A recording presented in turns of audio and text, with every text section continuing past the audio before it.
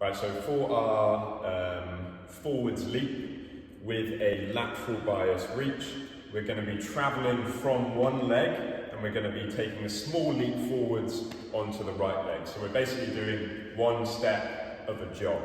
The important things for this are, what we want to make sure is that as we land, our knee is in a nice solid co-contracted position. So what I mean by that is, if you watch as I go from left to right, I don't lose any height at my head.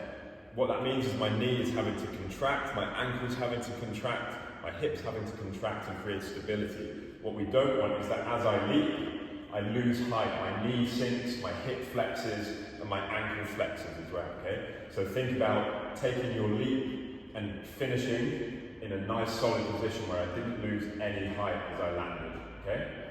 The next thing I want you thinking about is that as you land, you want to accept your weight onto this leg.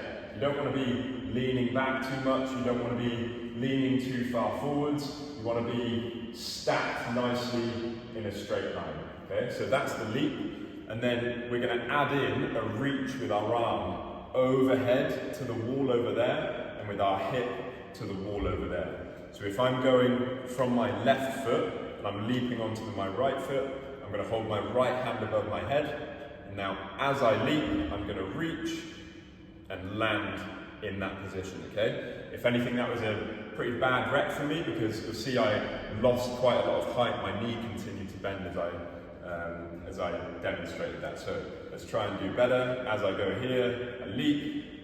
That was better, okay? So my knee stayed nice and solid. I got a good reach.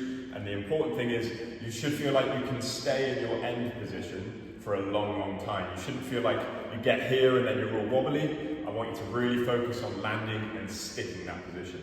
Final cue is that people will cheat this and they will leap and then reach and then get to this end position. But I want you actually, as your foot hits the floor, I want you hitting the floor in this position where I'm reaching my hip that way and my hand that way, okay? So let's try a couple more reps. Hand over head, I leap, and as I leap, I reach, and I land in my end position. I felt a little bit unstable on that, so it wasn't a great rep. I'm gonna leap and reach. Again, a little bit unstable, so I'm learning on the go here with my body.